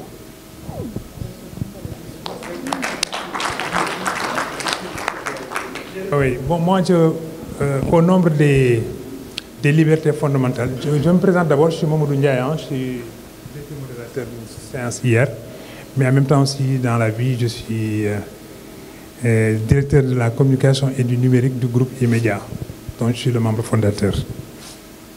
Donc dans les libertés fondamentales, il y a une liberté peut-être quand même qui est souvent tue, ou en tout cas on n'en parle pas assez souvent, c'est la liberté d'entreprendre. Regardez dans la salle ou dans toutes les salles où il y a les panels, les chefs d'entreprise ne sont pas présents parce qu'ils n'ont pas le temps à consacrer autant de temps dans des réunions où les résolutions ne sont pas prises ou si elles sont prises, elles ne sont pas appliquées ou des trucs comme ça. Moi, je pense qu'il faut moduler un peu dans vos types d'organisation pour essayer quand même d'écouter aussi les chefs d'entreprise parce que quand même, puisque c'est des Africains, ils vivent les mêmes situations que vous, mais peut-être il y a une particularité chez eux qu'ils pourraient partager avec certainement les activistes, les lobbyistes et tous les droits humains qu'il y a. Parce que le droit d'entreprendre est un droit fondamental. Il y a des femmes sénégalaises qui ont commencé maintenant à emprunter un chemin qui les mène jusque vers le Ghana, jusque vers Togo. Mais tout le long de leur cheminement, elles sont menacées par des individus qu'elles n'arrivent même pas à identifier. Des femmes togolaises également font le mouvement inverse. Des femmes maliennes, par exemple, des femmes mauritaniennes, ainsi de suite. Mais regardons toutes ces femmes qui ont des initiatives, qui veulent entreprendre, qui veulent sortir de leurs frontières pour aller vers d'autres pays où il y a des opportunités. Mais si maintenant des couloirs ne sont pas organisés pour les sécuriser, pour au moins quand même il y ait plus d'enrichissement, qu'il y ait plus de valeur ajoutée, plus de croissance, parce qu'elles en sont porteuses, il y a probablement également une liberté qui est bafouée et c'est le temps justement de poser cette question-là ici. Je vous remercie. Vous pouvez en profiter pour vraiment dire votre dernier mot. Oui, dernier mot. Ici, peut-être. Je n'ai pas de dernier mot encore. Le combat est encore long. Non, en fait, je pense que la liberté d'entreprendre, c'est comme toutes les autres libertés. Et on ne peut pas imaginer une intégration régionale qui se fait à l'absence de ce que les entreprises peuvent faire et ce que l'entrepreneuriat pourrait faire. Ça, c'est impensable. Donc, je pense que c'est un élément important. Mais l'imaginer dans toute sa complexité. C'est les grands entrepreneurs qui veulent entreprendre, mais c'est également les petits entrepreneurs, c'est les micro-entrepreneurs, c'est ceux qui opèrent dans le formel, qui veulent gérer des business pour pouvoir se tirer d'affaires. Donc c'est toute cette dynamique-là qu'il faut voir et sa complexité. Un mot sur ce qu'on disait tout à l'heure, là, Konaté. Je pense qu'on n'a pas... Quand j'ai parlé du Parlement de la CEDEAO et du Parlement qui ne fonctionne pas au niveau national, ce n'est pas l'un ou l'autre. Ce n'est pas l'un ou l'autre. Ça doit fonctionner à tous les niveaux. Ça doit fonctionner à tous les niveaux. Mais puisqu'on parlait de la région, et ce que je dis simplement, c'est que pour que la région fonctionne, il faut que les institutions régionales, qui existent déjà, qu'on les prenne sérieusement, qu'on les fasse fonctionner véritablement. Je crois que ce débat est important. Il faudrait, et Jégan le disait tout à l'heure là, ce n'est pas un débat mené dans ce cadre seulement, et je pense qu'on a réglé le problème. Je pense qu'il faut continuer la conversation. Mais moi, ce qui nous invite, et c'est le dernier mot que je vais dire ici, je pense que ce que je nous invite à faire, c'est d'être beaucoup plus osé dans la manière dont on envisage les questions et autonome dans la manière dont on les envisage. Et c'est pour ça que je disais tout à l'heure que l'Occident n'est plus une référence pour nous. Il bafouille les principes qu'ils sont censés les avoir, qu'ils ont inventés pour une part, et qui sont censés gouverner le monde. Toutes les questions de démocratie, droit de l'homme, droit international, là, tous les jours, on voit des preuves que, en fait, ils s'en fichent complètement. Mais nous, ce qui nous intéresse, c'est nos intérêts et les intérêts stratégiques de notre continent et de nos populations.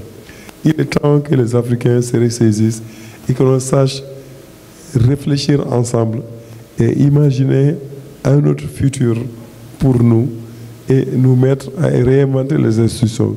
Je suis bien d'accord qu'il faut des observatoires, il faut trouver les moyens de faire fonctionner les institutions qui existent et inventer même d'autres mécanismes qui n'existent pas. On n'a pas fini d'imaginer les possibilités de lutte, des possibilités d'organisation. Mais ça ne fonctionnera pas que quand on prendra en compte tous les paramètres. Je suis d'accord, la question de la société inégalitaire, c'est tellement vrai. C'est tellement vrai qu'il y a des dimensions de ces inégalités-là auxquelles on ne pense même pas. Il faut vous dire que dans nos populations, il y a encore des gens qui sont des esclaves. On a encore des esclaves dans nos sociétés, ici en Afrique de l'Ouest, et qui se comptent par centaines de milliers de personnes, sinon par millions. On a des gens, simplement parce qu'ils sont accusés de sorcellerie, ils sont exclus, ils forment des villages au Burkina Faso ou ailleurs. Il n'y a jamais à trouver à un moment donné, il a eu l'idée d'aller faire la chasse à la sorcellerie. Il a soumis... Non, c'est un grand problème. Il y a beaucoup de populations qui sont discriminées parce qu'ils sont des castes dites inférieures, ou parce qu'ils sont d'origine esclave, ou parce qu'ils ont les propriétés d'autres personnes encore aujourd'hui. Et ça, on n'en parle même pas. On fait semblant que ça n'existe pas. Et on ne peut pas comprendre ce qui se passe dans certains pays, y compris une partie du Mali aujourd'hui, si on ne tient pas compte du fait que ces problèmes d'esclavage et d'inégalité, profondément enracinés dans la société-là, il faut la prendre en charge, et la prendre frontalement. Et voilà, je vais en rester là pour dire seulement que Cabral le disait, Amilcar Cabral, il faut qu'on sache penser par nos propres têtes. C'est-à-dire que regarder le monde avec nos propres yeux, réfléchir à partir de là où nous sommes et en toute autonomie. Et en toute autonomie, imaginer un futur qui nous convient et qu'on va façonner nous-mêmes. Et ne pas dire qu'on va adopter tel modèle ou tel modèle. Voilà, merci beaucoup. I also did share my closing remarks, but if I may just add 1 or 2 points. I think we need to identify our Pan-African identity. And I say this because we are too much dependent on the Western world. And if there is any minor shocks, it destabilizes our economies. If you look at what is happening within the global arena at the moment, there is no way that we should put our hopes in the West as coming to solve our problems or to help us move out of poverty, unemployment, and address our human security issues. We need to look within and do more trading among ourselves. If you look at the data, for example, intra-African trade is around 13%. We should leverage on our common resources and trade so that we can improve and enhance our economies, and through that, regain and rebuild trust for the young people. Otherwise, there wouldn't be any hope for the next generation. Thank you very much. Je pense que tout a été dit. Juste peut-être pour rappeler, hier, dans un de nos panels, on a parlé du nouveau traité de libre-échange. Et dans les discussions, prof, quand on a parlé de tout, oui, on a oublié le genre, on a oublié les questions d'égalité. Et quelqu'un dit, un protocole est en train d'être préparé pour l'inclure. Ça veut dire quoi? Ça veut dire que en 2025, on continue de préparer des documents continentaux qui ne prennent pas en question ces questions.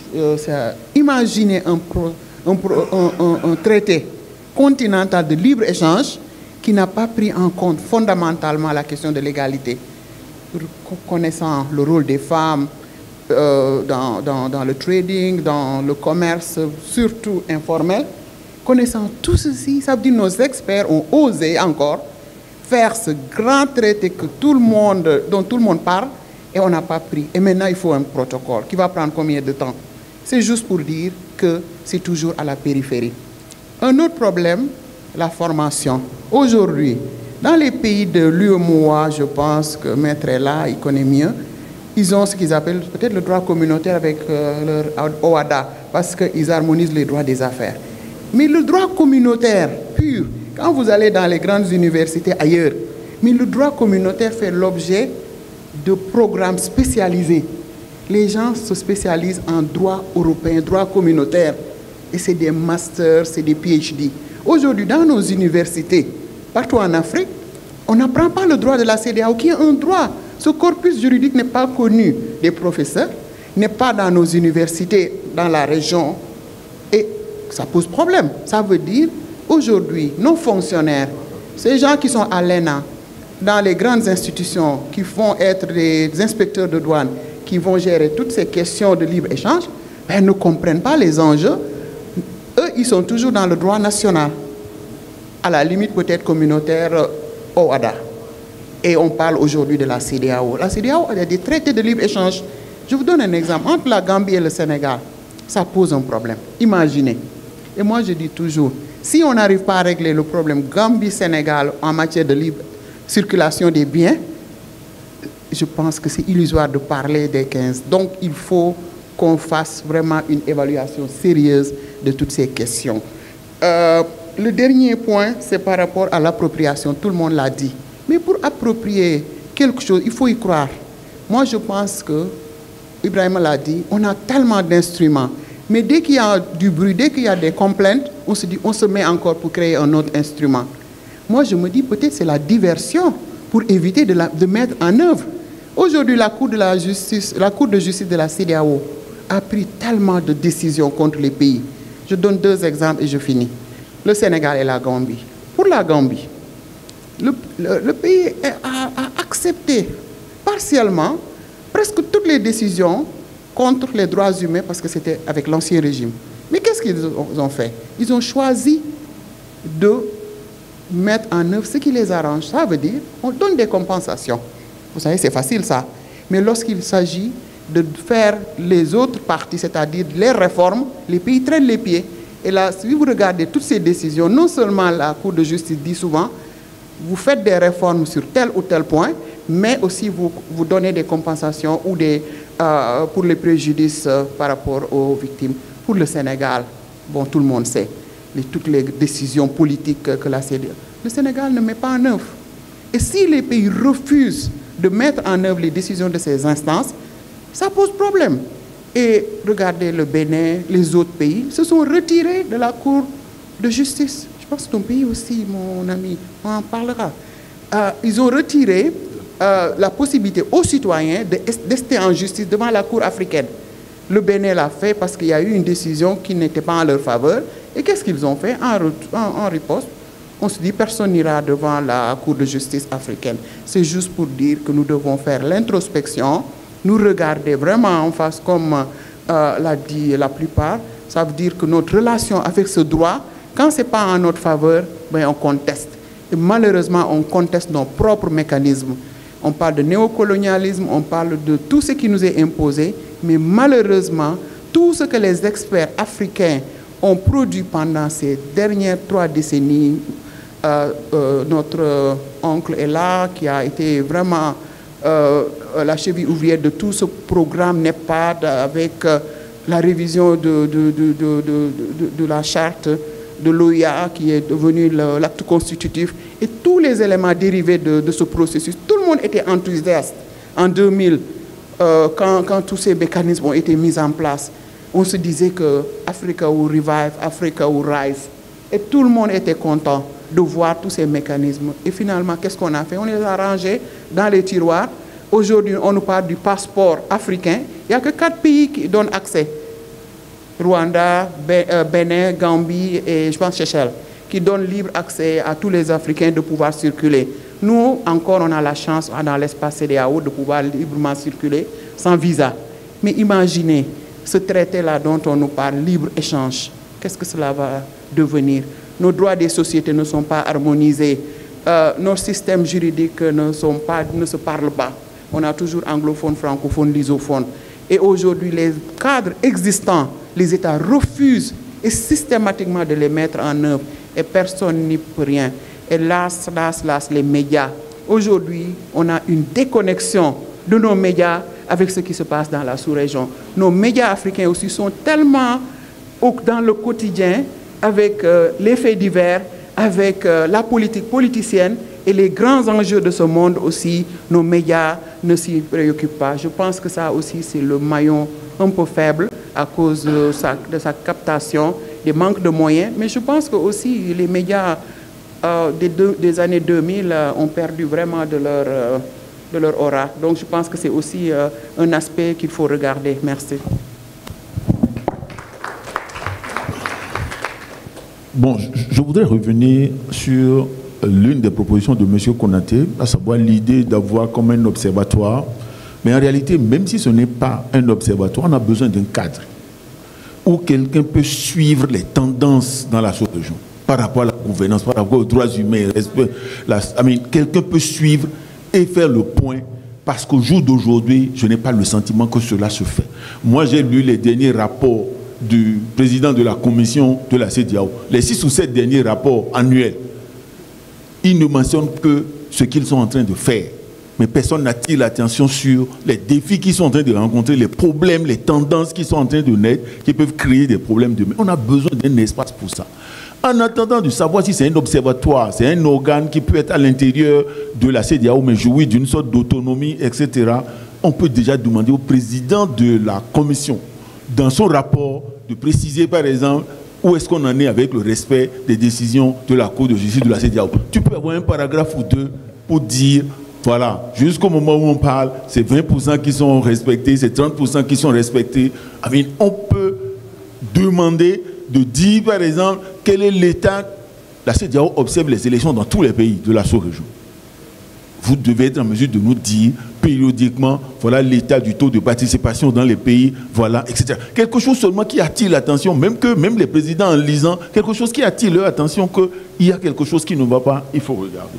Par rapport au Parlement de la CEDEAO, il faudra réfléchir à quoi faire, mais pour ce que moi je sais, ils organisent tous les 2 ans des réunions pour évaluer leur propre travail, pour voir comment améliorer. Moi j'ai participé aux 2 dernières éditions. S'il y a une institution qui est exagérément consciente de ses limites, c'est le Parlement de la CEDEAO. Eux-mêmes, en parlant, vous disent directement le degré élevé de leur impuissance au sein de la CEDEAO. Et donc, je pense qu'il y a... Je suis désolé de le dire comme ça. Je pense qu'il y a quelque chose qu'il faut faire avec le Parlement. Je vous remercie.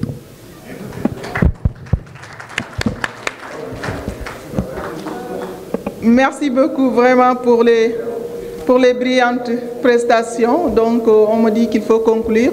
Je voudrais seulement nuancer, j'ai vu que vous étiez en train de regarder Fatou. Pour le Sénégal, en tout cas, et la Côte d'Ivoire que je connaisse plus ou moins, on a intégré donc ces matières donc, de droit communautaire à l'université. Moi-même, j'enseigne le droit international, donc l'OADA. Et il en est de même pour également au sein, j'ai des collègues au sein d'Abidjan également qui enseignent la matière. Je parle du droit communautaire. Je parle du droit communautaire. Oui. Et non seulement il y a cette matière, en tout cas au Sénégal, mais il y a également le système international. Oui. Le professeur Sall même, il enseigne également la CEDEAO. Donc on enseigne également de plus en plus, il y a dans les masters droits de l'homme et autres, le système international des droits de l'homme, où on revisite encore le système des droits de l'homme, que ce soit au sein de l'Union européenne, mais également au sein de l'Union africaine, au sein de la CEDEAO. Par contre, j'ai testé les pays parfois du Maghreb et autres, souvent qui ne revisitent pas nos systèmes d'intégration. Alors que nous, on apprend leur système. Donc peut-être c'est ça qu'il faut harmoniser, peut-être prendre donc les bonnes leçons des pays qui ont déjà expérimenté le processus. Donc chers panélistes, chers participants, nous arrivons donc au terme donc, de ce panel riche d'échanges. Je sais qu'ici, nous sommes tous unis par ce dénominateur commun d'avoir notre amour pour la CEDEAO. Je reste convaincu que ces panélistes et l'ensemble des participants sont convaincus des causes que défendent la CEDEAO. Mais comme disent nos amis journalistes, ce sont les trains qui n'arrivent pas à l'heure qui nous intéressent. Donc là, on a essayé de relever les défis pour qu'ils proposent des solutions. Mais je reste convaincu qu'eux-mêmes, ils sont très convaincus des avancées et des forces de la CEDEAO. Donc nous avons pu identifier les défis majeurs auxquels notre région fait face en matière de démocratie, de droits humains, mais nous avons surtout entendu des pistes de solutions concrètes. Je pense qu'il y a plusieurs solutions qui ont été proposées. Ce qu'il faut retenir, principalement, c'est que la construction d'un espace régional démocratique et respectueux des droits de l'homme et des libertés fondamentales exige un engagement collectif. Celui des États membres de la CEDEAO, de la société civile, de la jeunesse et de chaque citoyen ouest-africain. Les femmes font, je mets les femmes, moi, de façon intersectionnelle. Comme il l'a dit, moi, de façon générale, les femmes, je les mets de façon intersectionnelle. Quand je parle des citoyens, je parle donc des citoyens et des citoyennes. Quand je vous parle de la société civile, je parle de la société civile, que ce soit la société civile globale ou la société civile féministe. Donc c'est de façon intersectionnelle que je fais allusion donc à ces femmes, pour ne pas les infantiliser, comme l'a dit tout à l'heure une des collègues militantes de la cause féminine. Mais avant tout, il s'agit en tout cas d'un engagement vers l'unité de l'espace communautaire. Nous devons continuer donc à dialoguer, à coopérer, à renforcer les mécanismes régionaux pour faire de nos aspirations démocratiques communautaires une réalité durable. Un grand merci à nos différents intervenants pour leurs expertises, à vous toutes et tous pour votre écoute et vos différentes et pertinentes questions. Je sais qu'il en reste encore plusieurs et je vous invite à poursuivre donc ces réflexions tout au long donc de nos déjeuners et des coulisses, parce que c'est donc souvent dans ce genre de panel, dans ce genre de rencontres riches de praticiens et d'académiciens qu'on trouve les prémices donc des solutions.